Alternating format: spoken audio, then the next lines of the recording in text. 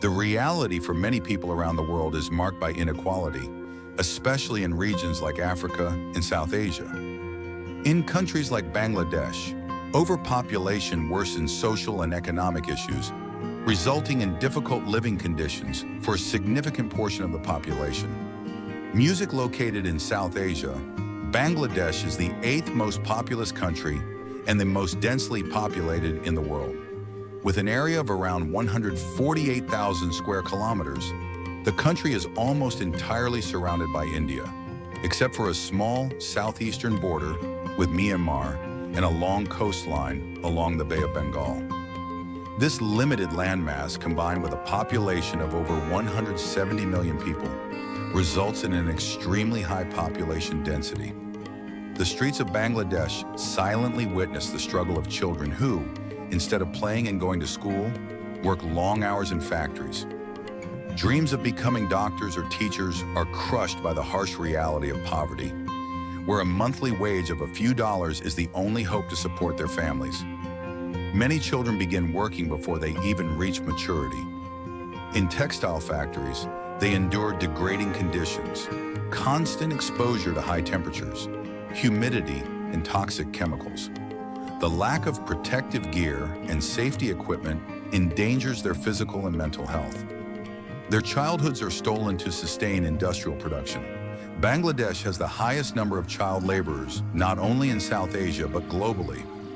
Overpopulation and poor living conditions drive mass unemployment, attracting international companies in search of cheap labor.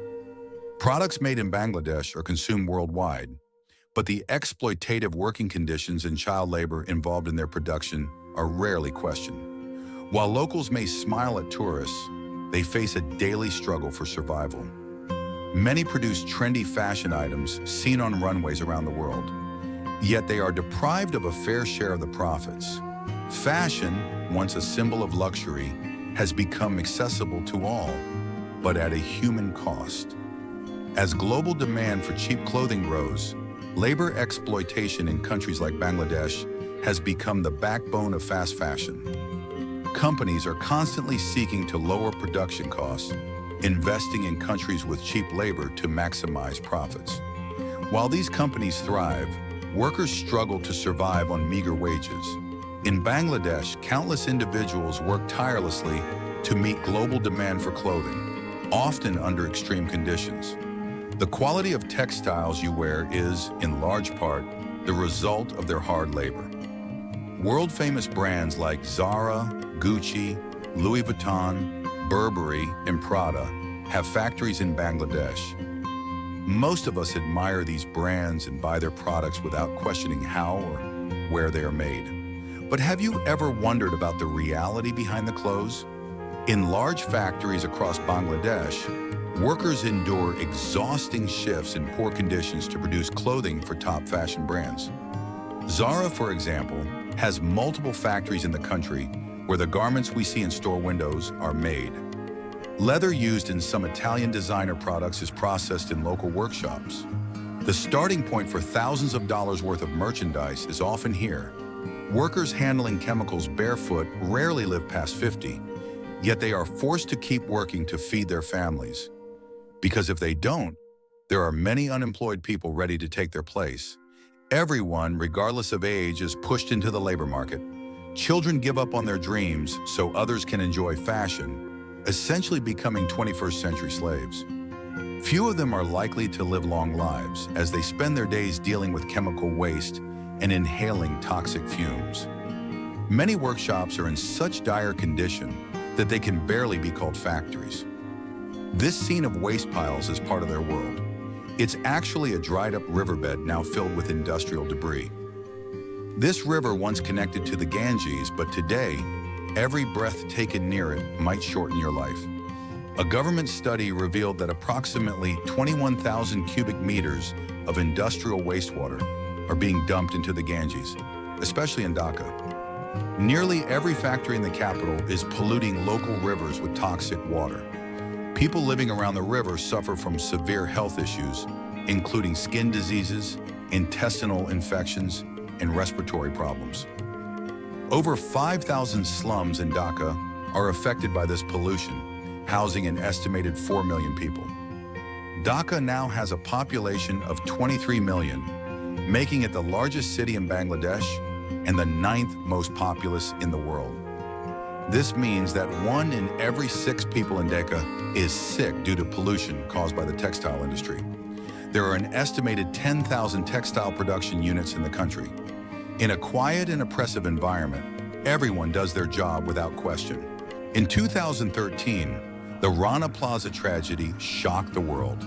A commercial building of 8 stories collapsed, killing more than 1,100 people and injuring another 2,500.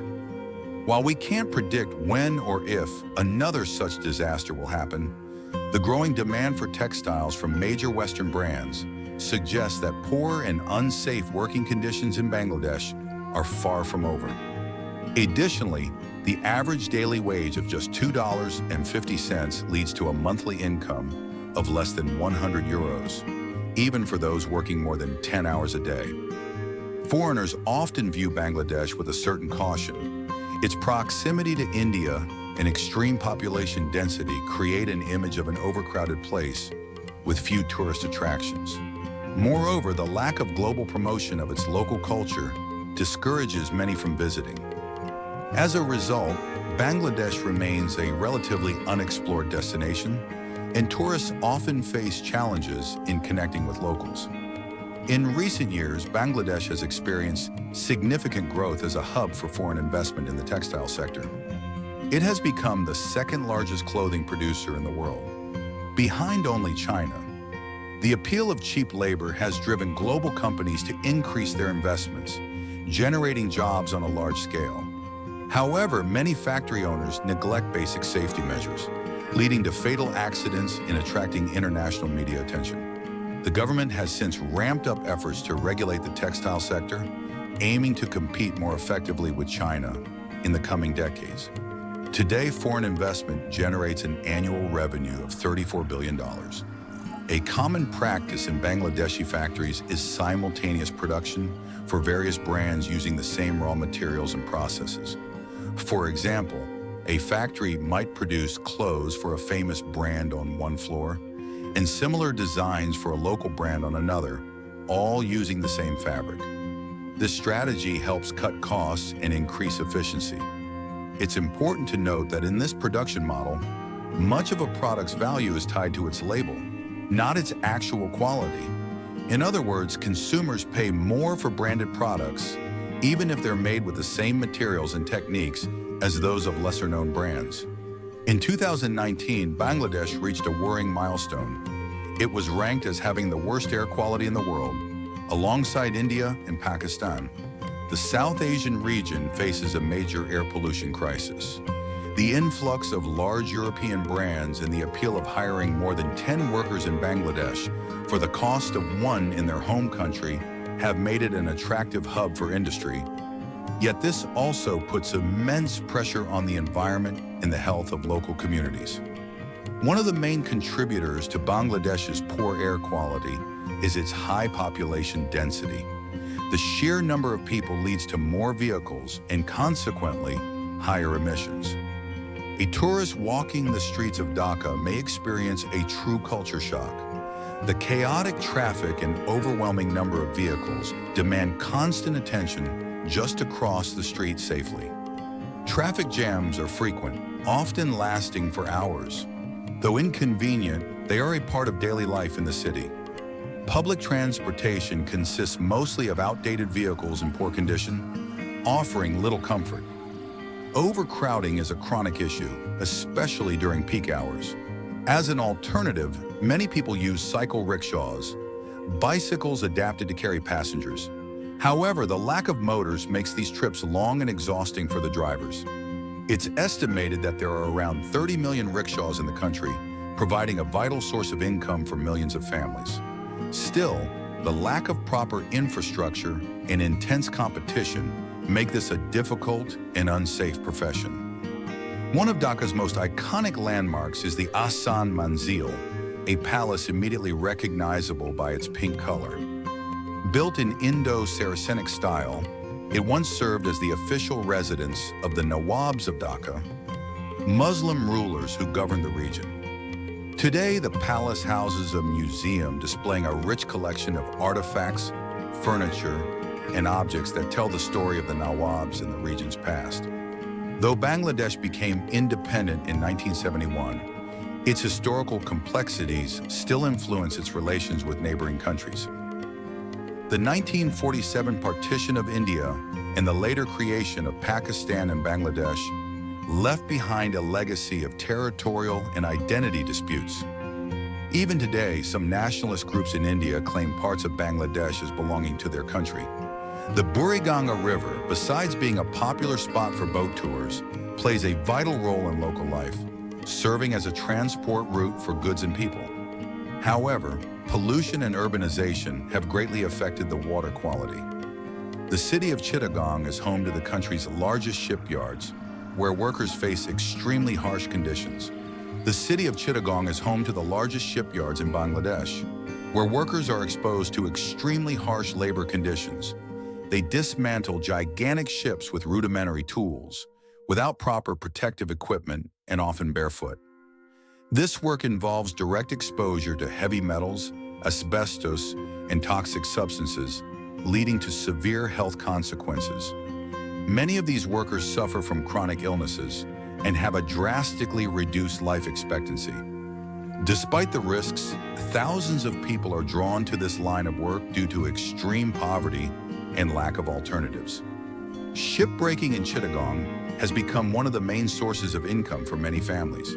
Yet it comes at a very high human cost. The lack of regulation and oversight in these shipyards allows companies to maximize profits at the expense of worker safety and environmental protection. The dismantling process also generates an immense volume of waste, much of which ends up in the soil and local waters, contaminating the environment and affecting the health of nearby communities. Children, adults, and the elderly are all impacted by these toxic residues, which accumulate over time and cause irreparable damage. Bangladesh, despite its beauty, culture, and history, hides behind its bustling industries a silent cry for help. The vibrant textiles, the shining leather goods, and the mass-produced fashion items that fill stores around the world often carry the weight of invisible suffering. Each stitch, each seam, may represent the sacrifice of a child who should be in school, a mother who works 14 hours a day, or a father who risks his life for a few dollars a week. It's crucial that we, as global consumers, begin to ask questions and seek transparency in the supply chains of the products we consume. Ethical production, fair wages, and safe working conditions should be the norm, not the exception. Behind the labels and logos are real people, people whose lives are shaped by a system that values profit over humanity. It is time to rethink our consumption habits and support initiatives that fight for justice, equity, and dignity for workers around the world.